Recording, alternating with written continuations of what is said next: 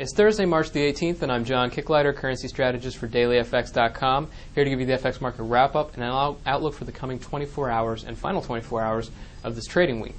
Today's price action was a mixed bag, in my opinion. And you have to look at risk appetite for really grasp the trends of the market, and obviously risk appetite is not as strong as some individual asset classes would suggest. If you're looking at the equities market, you would say the Dow Jones Industrial Average is rising to a new 17-year high.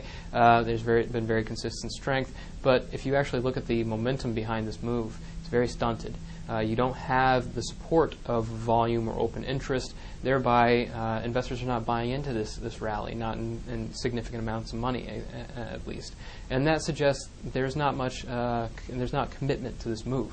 And if there's not commitment to this move, the likelihood that it will extend itself going forward is much lower.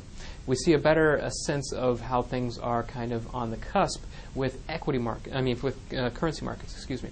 You see, there's general congestion behind most of those assets that are deemed either very risky or very safe haven based. And the most obvious highlight for us is the U.S. dollar. Euro dollar has pulled back into the middle of its range today, despite disappointing data, which I'll cover in a second. And you see that other more risk-sensitive pairings with high yield differentials are also cutting very wide ranges on relatively low levels of volatility. So we have a general pause in risk appetite, and even though we're getting the kind of speculative milestones that we'd expect to really trigger a move forward or some progress, we're still getting hesitancy and caution. So that should speak volumes to us in terms of what's going on right now. But as for fundamental event risk today, the biggest story, obviously, is what's going on in Greece, between Greece and the EU. The Greece Prime Minister has put out a timeline for the EU to finally give it some solid steps for what kind of plan it will take to really help Greece out should it need the financial aid.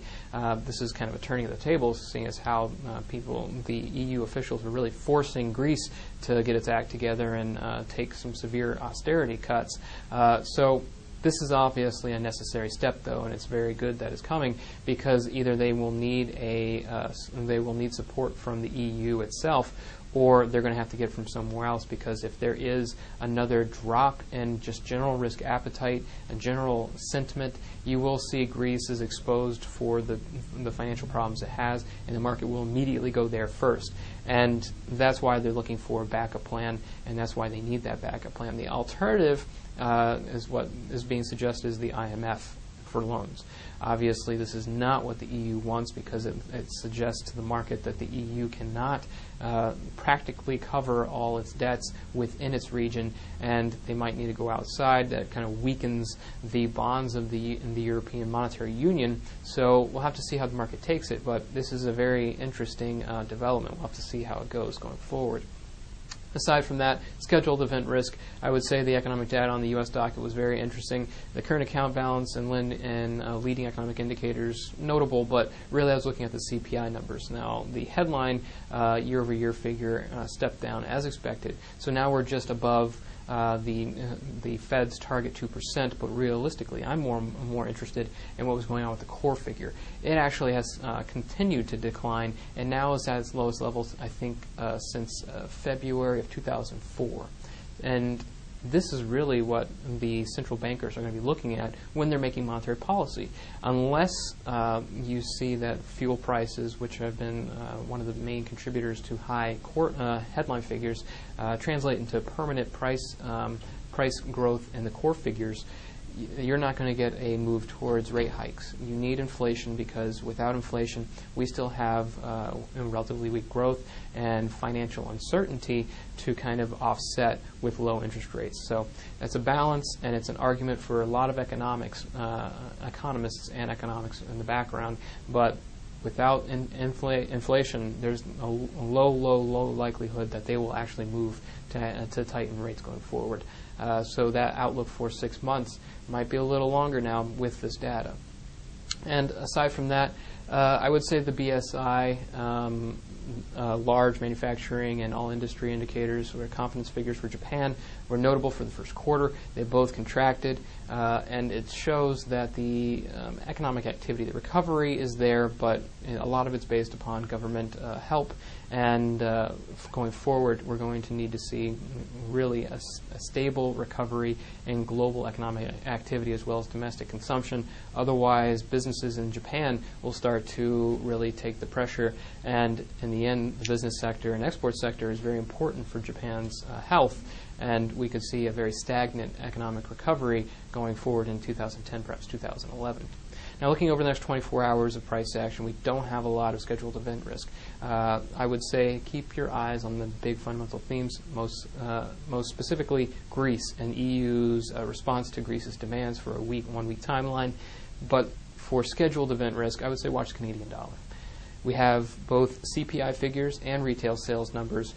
Both of these indicators will be key in terms of speculating on interest rate hikes and the probability of interest rate hikes this year.